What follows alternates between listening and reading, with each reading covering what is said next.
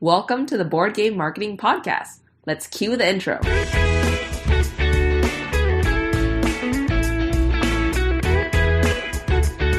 This is the #1 podcast to learn marketing strategies for your board game. Whether you're just starting on your first game or an experienced designer, you've come to the right place. My name is Nalin, and let's talk marketing for your game.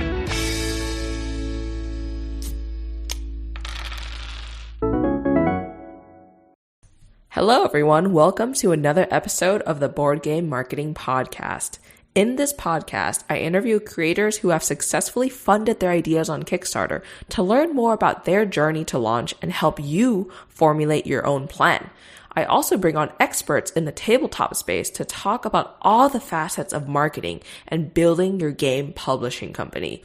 If you've been listening for a while now, you know that I hold nothing back. So in these episodes, be prepared to hear me ask the hard questions and really get down to the finer details. Let's get started. Welcome to the show. And today, again, if there's any questions for Alex, just feel free to comment on any of the chat boxes that you see, and it'll come up on our end and we'll answer them. But without further ado, Alex, I'd love it if you could kind of tell us about yourself and about Dogs Bond. Absolutely. So yeah, I'm Alex Liu, and I am a first-time game designer. And normally by day, I go and I do project management, program management for mergers and acquisitions in big tech. I live and work in Silicon Valley. That's where everything is. And, for me, working in mergers and acquisitions, it's really great because, you change people's processes and systems and stuff like that. But I really wanted to contribute something and really develop something that, was tangible, that my family could also say, oh, yeah, I know what you do. So that was the impetus. And Dogs Bond, it's a board game where players take on the role of a rescue shelter dog, collecting the attributes that they need to be adopted into one of the 6 forever homes. Our game is a set, collection, and press your luck game mechanic that infuses the rescue journey with whimsy, play, and most importantly, hope. It targets ages 10 and up, which is a gateway game that welcomes friends and families to game night in a game that's wholesome and not necessarily as adversarial as the other games. And of course, we support actual real life dog rescues too.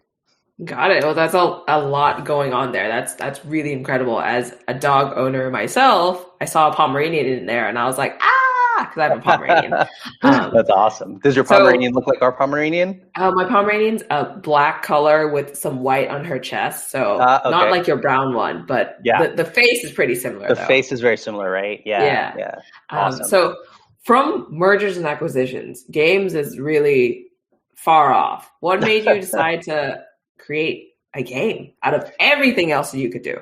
Yeah. I mean, board games have always been the way I bring together family, right? And I have 2 nieces, I have 2 nephews and a niece, and, their age range was like 15 to 8. And I was like, how can I get them together to sit together with me, not using video games, right? Without phones, to really stay engaged and connected. And that really was kind of through board games. And so I was thinking about them as I designed something that could bring everyone to the table, where the 15-year-old would be challenged enough that, there would be a dynamic strategy enough that he could play, that the 8-year-old, wouldn't just be blown out of the water. And he's still kind of learning how to, take turns and match sets and kind of do that cerebral strategic thinking.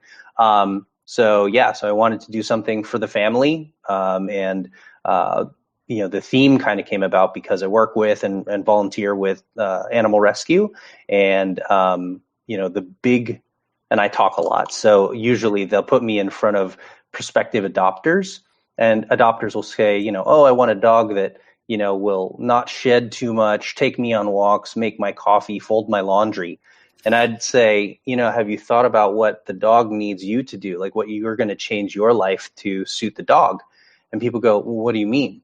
And so this game was kind of my effort to put together something that could, take the player and get them the role of the rescue dog, so they can think about, what is it that the dog is trying to do? They're just trying to be the best dog they can be, and they're trying to find that home, So really kind of driving home that empathy.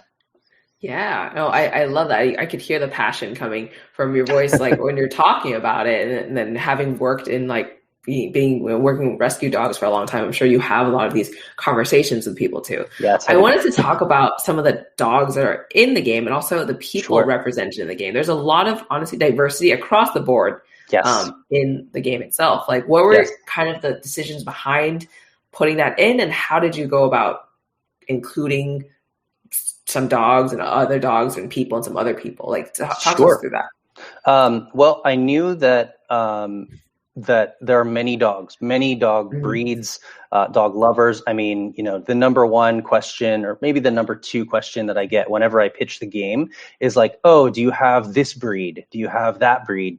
And sometimes I can say yes, but more oftentimes, because there are a lot of niche, different, breeds out there, it's hard for me to say yes. Right? We started off with 6 original dogs. Mhm. And during the campaign, we actually wrote in and added 2 additional ones, right? So these dog breeds were all based off of, frankly, what I knew, because I grew up with dogs, and and my illustrator Sarah, she grew up with dogs, and Kiki, a graphic designer, has dogs.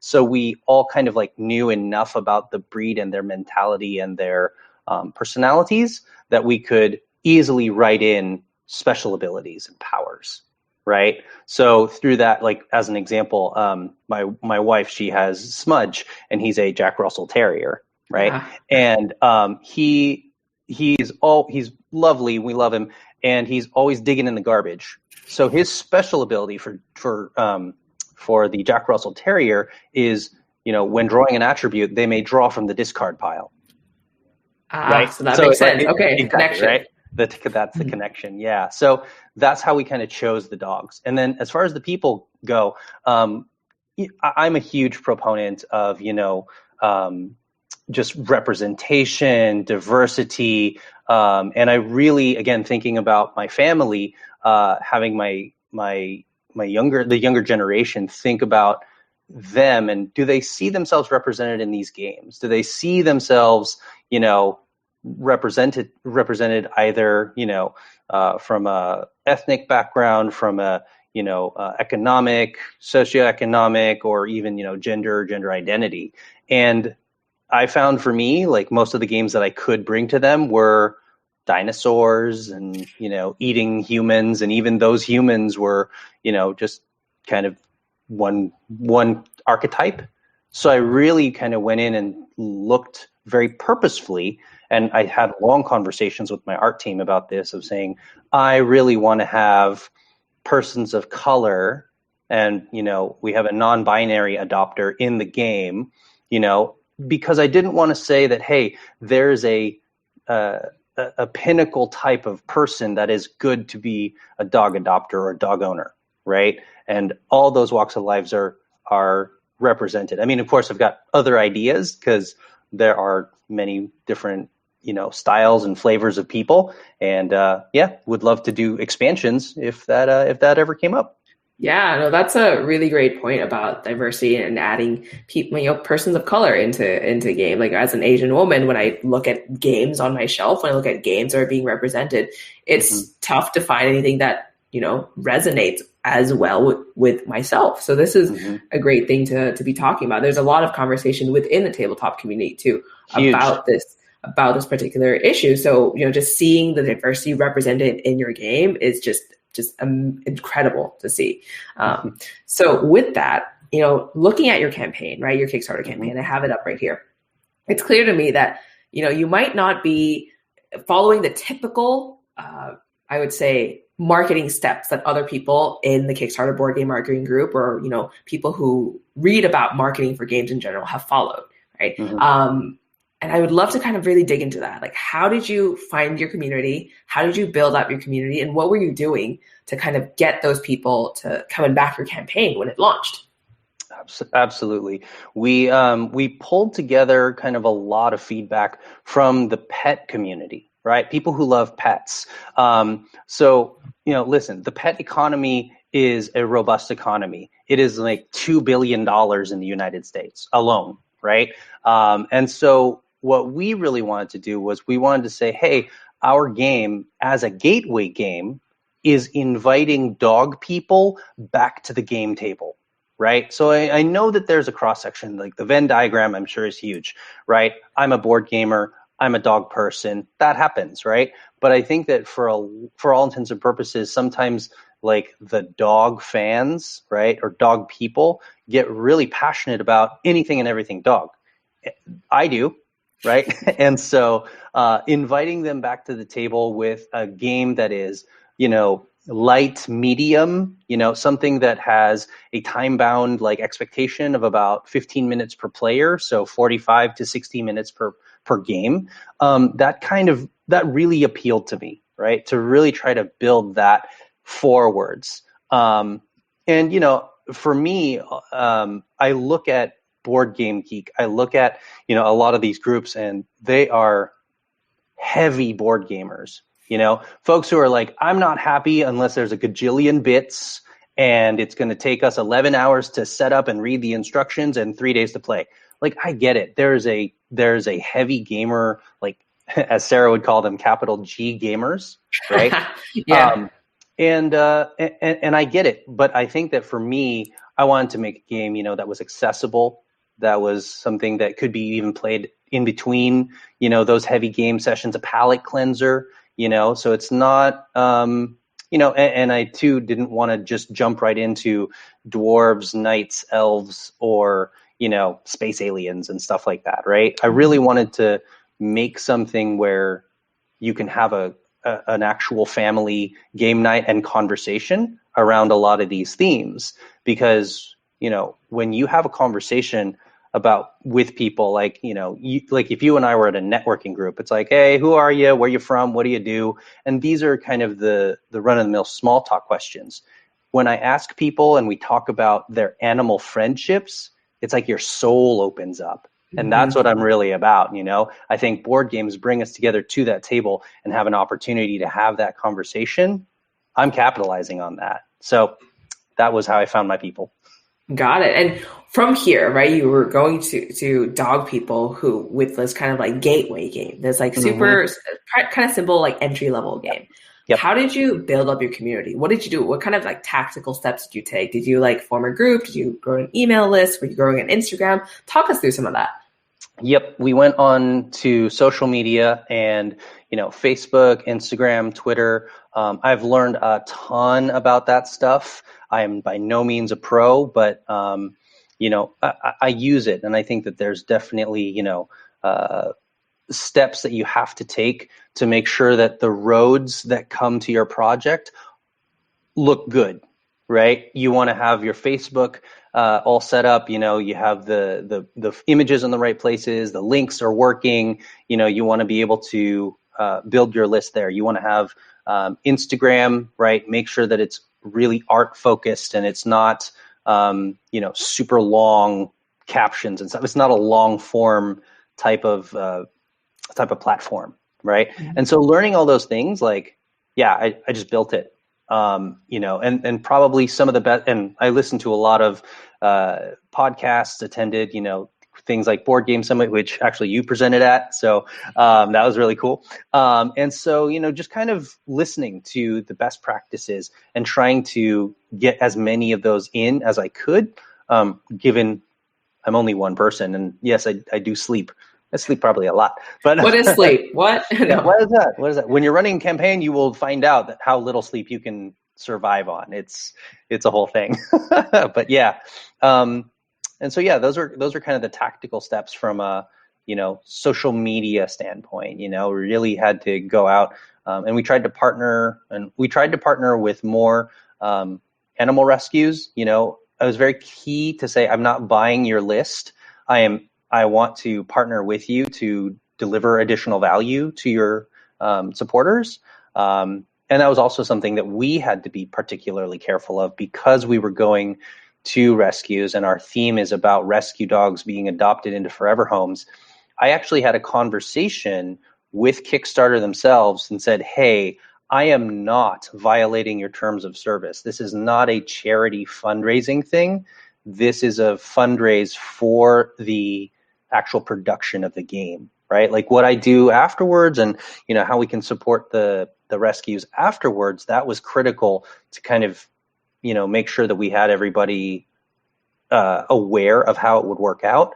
But that was one thing that I was very, hypersensitive about, because I didn't want Kickstarter to take down my, project right in the middle of it. So Yeah, having absolutely. candid So conversations.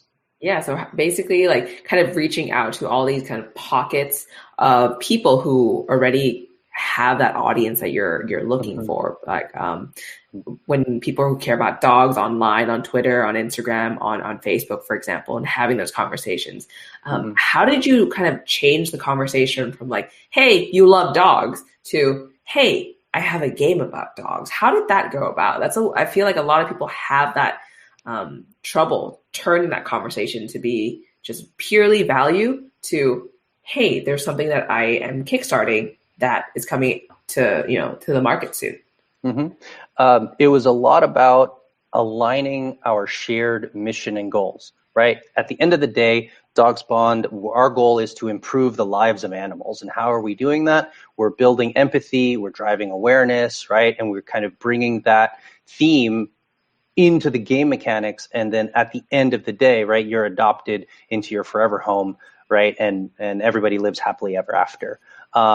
And by aligning those mission statements and really saying, yes, we all share in this desire, in this goal, then it kind of came to a simple thing of like, well, you guys being the dog rescues, you are taking care of the dogs, you're bringing them in, you're vetting all these potential adopters. Us guys, we have created a board game to help you with that education, to help you with that empathy and building it as a tool, almost like a toolkit, right? It's in a box, right? Empathy for animals in a box. Like that's kind of what we put together. And at the end of the day, I said, please back our campaign. Our game is, it's meant for ages 10 and up. So potentially families who are maybe considering adopting a dog or considering having the child be like the one that's adopting the dog. And having those kind of conversations, but ultimately, just telling them we are here to be a positive force for change. So as a one person team, right? A lot of people are like, how do you do all of everything, like the fulfillment, the figuring out the manufacturing, the marketing? What was your time like actually marketing the game, like getting in touch with people, outreaching? How long did it take usually? Like, what were you doing every day? Yeah, I think that, I had to bucketize that, right? And fortunately for me, I had a very tight knit, dedicated team. Sarah and Kiki were helping me all the time because they would produce, right, like, a particular illustration that we were going to put into the game, and then we'd say, okay, how can we leverage this into some of our marketing materials? Can we put a different frame around it to empower, right, our partners or our supporters to share about our game? So like one of the cards that we have, the Instinct card, is a card with all 8 dogs pushed together, all squished in together, right? So we put a frame around it and said, hey, this is our booster pack image. So if you support our game, share it, post it. People will ask like, hey, what's that? It's got our logo on it. It's cute dogs. I mean, who doesn't love this, right? So really making sure that we had something to give those groups that were gonna, either reshare, retweet, signal boost any of our efforts. And yeah, I think I started marketing the game in October of 2019. Like, because then that's when the mechanics of the game were done. It was fleshed out. I had, a PowerPoint. I made my first prototype on PowerPoint and printed it out and cut them out, Nice. And then that's how I actually brought it to Sarah, who played with that prototype. And I was like, this is what it does. And then, yeah, they breathed life into it. So yeah, marketing was kind of through and through, like every opportunity. And yeah, we tried to build email list the whole time. We also tried to build just social media followers. Yeah, every step of the way. Got it. So as a first-time Kickstarter creator, you're Yes. doing all this, you're building community, you're like outreaching to all these like really relevant groups of like pet lovers, dog lovers, things like that. What was it like on launch day to press the launch button, and what was happening for you on launch day? What were you doing? Besides panic? I mean, when you're doing a Kickstarter, and maybe it's different for folks who have much more experience like you, but like for me, being a first timer, it was basically like going up to the internet, holding in your hands and like your dream and saying, "This is my dream. Do you like it?"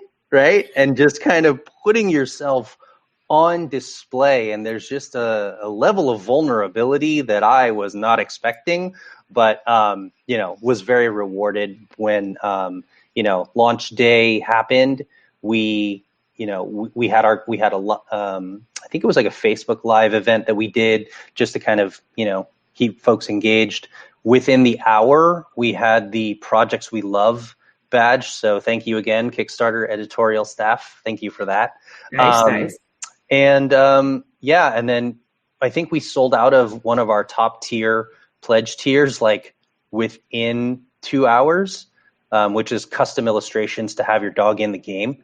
So that was pretty cool. So we had a lot of news all of a sudden, right? And so we were pulling those down, doing little like blurbs about like, hey, this is what's happening. Hey, this is what's happening. Putting them into the Kickstarter updates, answering FAQs, reminding all of our marketing partners, hey, we are live. Let's do this thing. And it was kind of a lot now that looking back, right? But we had a checklist. It was like, okay, as soon as we hit that launch button, send the email to all of your, email followers on that email list. If you don't know how to build an email list, Nalin will show you. Just getting that all out there just as quickly as we could, Yeah. Yeah. That sounds, again, like a hectic launch day. To be honest, no matter how many times I am there on launch day, I still get like heart palpitations. The day before a launch, I'm always like kind of uneasy when I'm trying to sleep. I like wake up random times throughout the night. So like I get it, that nervousness. I don't think it ever goes away, to be honest. Okay. So, so be prepared for that for your next campaign. Okay. Thanks. Yeah. That vulnerability though, like that one's a tough one to like really talk about and really kind of encapsulate, because it's, you don't feel it every day, but then like you said, it's like, hey, internet world, like this is what I've been working on. Again, like hope you like it. And if you don't, Right. But right. Yeah.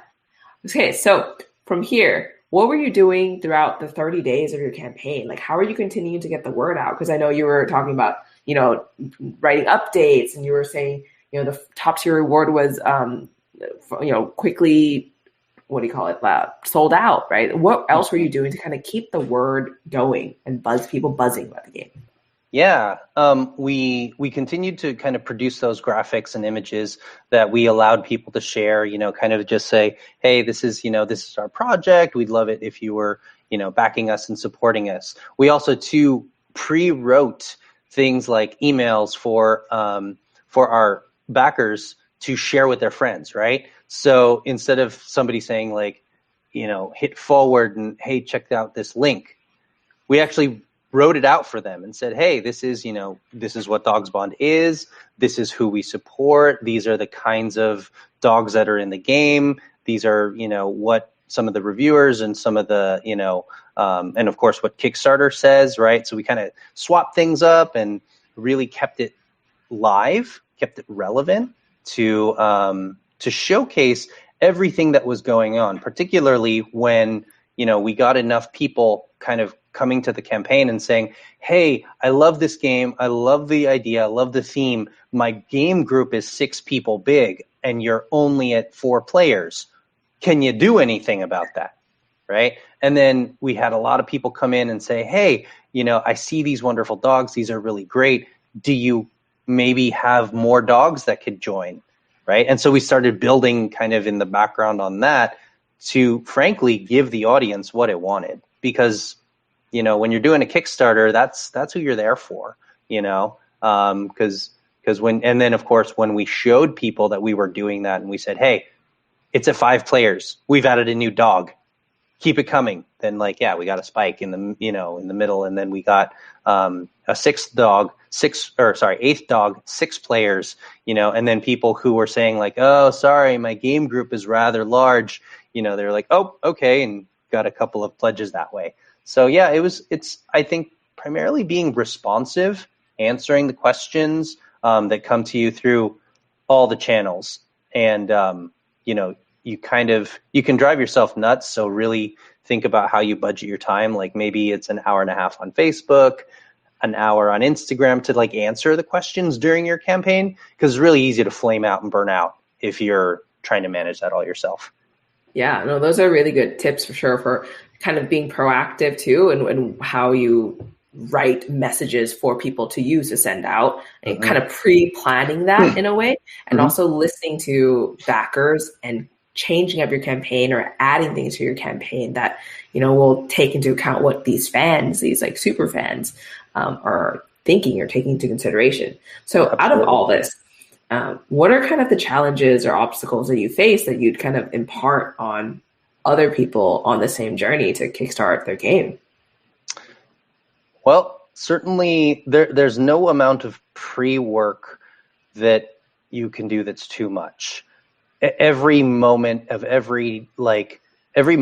Kickstarter campaign, or my Kickstarter campaign, I was always like, oh man, well, this would be easier had we done 1, 2, 3, or that would have been easier if we'd done 4, 5, 6. There's always something else that you can do to pre-plan and pre-prep.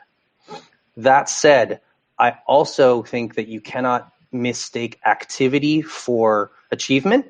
So continue to push forwards, and sometimes you have to set yourself a cliff and push yourself off of it or jump off of it, because that amount of pre-work of trying to get everything just perfect, if you're a solo creator, well, probably even if you're a larger team, you're never going to be so totally complete with it, that especially if you're doing Kickstarter, because that's the whole point. You're getting the Kickstart to get you out the door, to make sure that, you've got some demand, that there's, a serious following or serious appetite for it. And when you go to Kickstarter, you should be prepared, right, for a swell of support, friends, family, people you had never met, who are just going to be super duper behind you. And then also too, you're going to have, several drinks of cold water, right? When people are like, you can pitch the game as hard as you want. And for Dogs Bond, the number one question I got whenever I pitched the game was, why isn't it about cats? And I was like, okay, great. I know exactly who my next market is. Help me with Dogs Bond, get all of your friends and family who are dog people to back this game, and I will come back with a cats version. Don't worry, it's on. The theme works, and just kind of, saying okay, yes, we just need that kickstart, right? And just kind of plugging them in, especially because we went to the dog rescues first. We brought in a lot of new people to Kickstarter. A lot of people didn't know what Kickstarter was, had never backed or pledged before, thought that it was like a donation service or something. And so we had to do a lot of groundwork to get our supporters to where they needed to be. And all that pre-work was, stuff that we did ahead of time. But again, there's never too much that you can do, but you also too have to be prepared to jump. Yeah, those are some really good points. One question I wanted to ask, since you brought it up, was that a lot of your backers, I think it was a fourth of your backers or something, were people who weren't in the Kickstarter community beforehand. They didn't know what Kickstarter was. What were you doing during the pre-launch to kind of educate them or help them understand Kickstarter? Because a lot of people who are just like yourself are looking for audiences beyond just people who play games, like the capital gamers with a G, right? They're looking beyond that. How did you do that education piece? What were you doing in particular? I actually wrote up like a full-on like the 3 things that Kickstarter is, and things that had to demonstrate to first-time Kickstarters that it was even just a legit platform, right? So, mentioning Kickstarter's been around for 10 years. It helps small independent creators raise funds. It has raised, whatever, at the time, $17 billion and has 80 million active users every month. So this as a platform is the best way that a small creative like myself and my team can bring a board game as ambitious as Dogs Bond to life, to reality, right? And explaining also when you make a pledge, if we don't hit the goal, you don't get charged. That was a big one. And then also too, like if we don't succeed, like we can come back at a later time, but we'd like to succeed this first time, right? So those types of things were really important to teach the new, folks that were net new to Kickstarter, like what it was all about. Yeah. And was that through like email marketing? Was it through like posts on Instagram, Facebook? How did you go about that? Primarily email marketing. Yeah. So if somebody, joined our email list and, we would send them out a note and say, okay, well, our Kickstarter campaign is starting, August 25th, Wednesday at 10 a.m. Pacific time.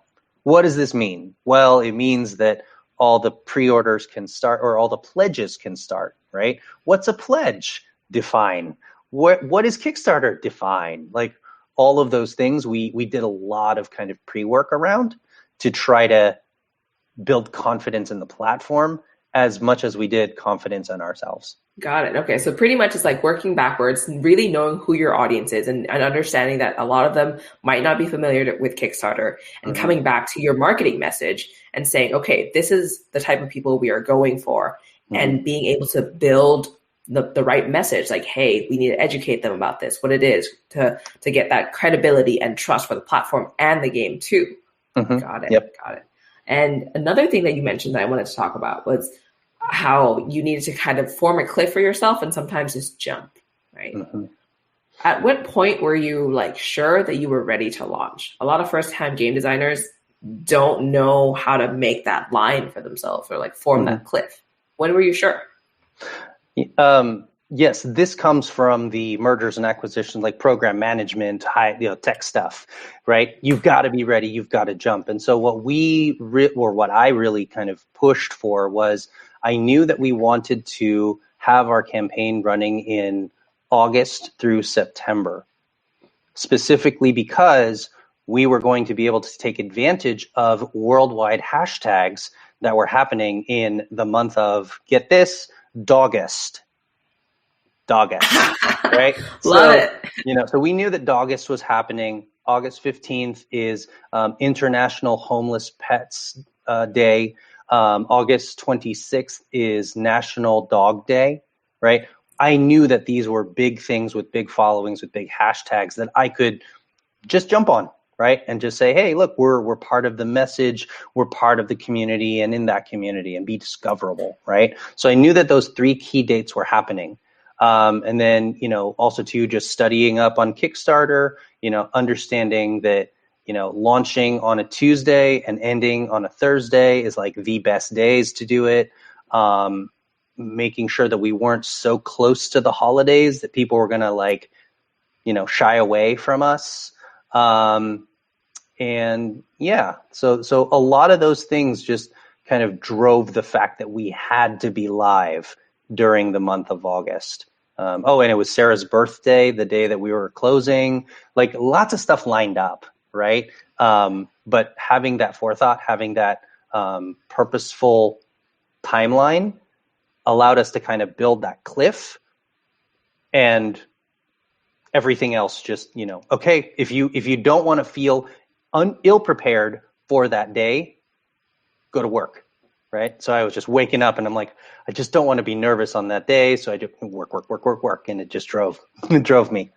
Got it. No, that was really, really great way to kind of conceptualize like how to be ready. For you, it was like, hey, figuring out in your audience, in the people who you want to kind of promote to, market to, what they're going to be caring about and when they're going to be caring about that, which is, again, August.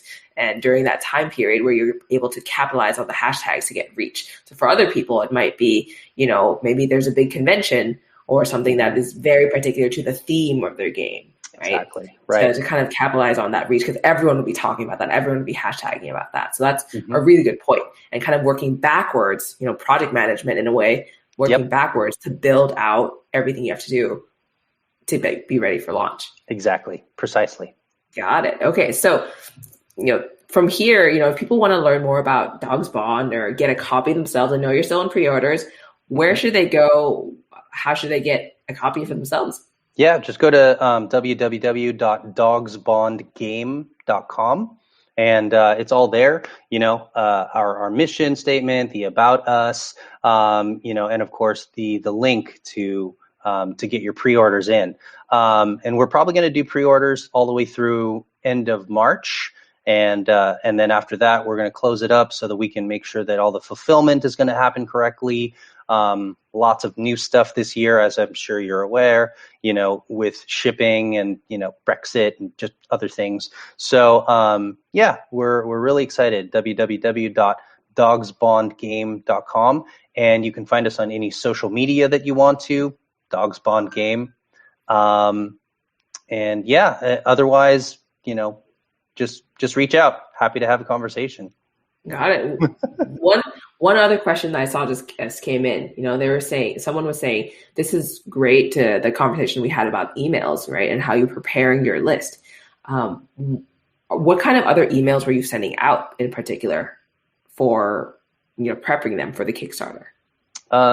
Things like why it was important to back us as early as possible, right? So we kind of did a little kind of like education about algorithms. We did a little education on, what it means to be able to say, hey, fund it on Kickstarter.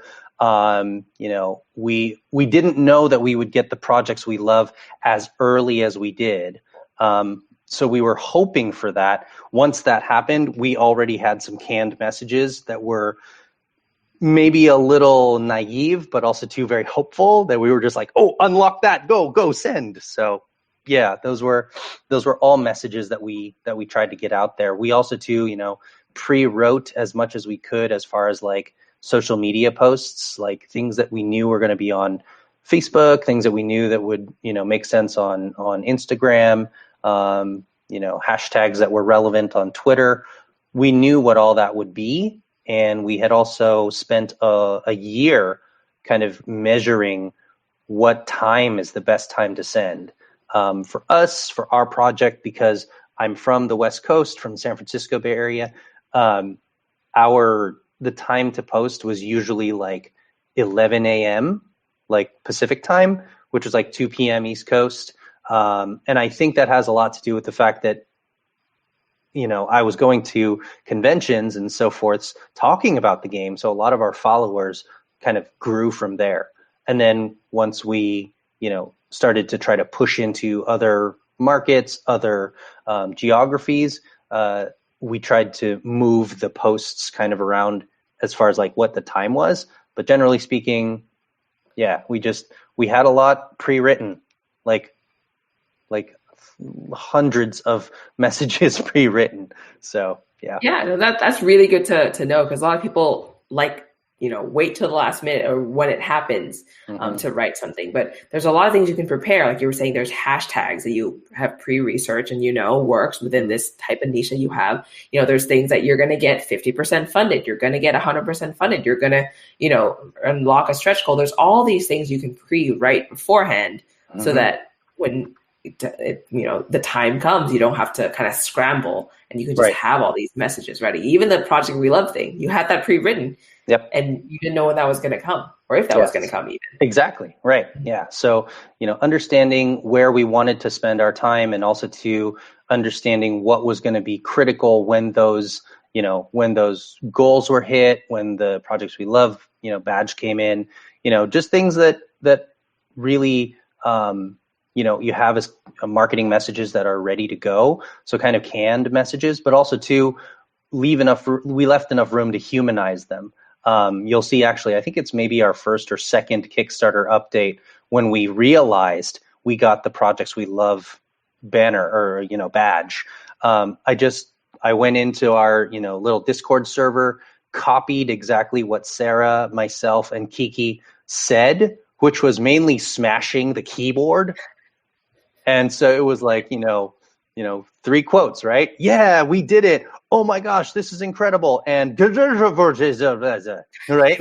So, and just being authentic and just saying, hey, we are just as, if not more excited to have this campaign going. So I think there's operating too with that level of authenticity to your audience. That's also important. And I don't think anyone goes to Kickstarter to say, oh, I'm going to be inauthentic, but thinking that if I pre-write the message, it won't capture how I'm actually feeling.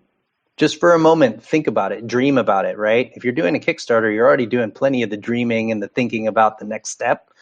Just put yourself in that moment, write up a little thing that you would want to say to your backers, right? Hey, thank you so much for getting us 50% of the way, or hey, you did it. We're 100% funded. Keep it coming, right? Like, there's plenty of stuff that you can pre-write. Love it. And those are great tips for anyone looking to launch on Kickstarter. Just kind of get all that done beforehand, and then infuse that authenticity in real time too with what you're happening, like the smashing of the keyboard. All right. Well, thank you so much for your time, Alex. And everyone, if you want to copy the game, check out dogsbondgame.com. Again, thank you so much for being on here and sharing all of your insights. Thank you, Nalin. All right. Bye. And that wraps up our episode today. If you found what we talked about today helpful in any way, please be sure to leave a review to help others find this podcast.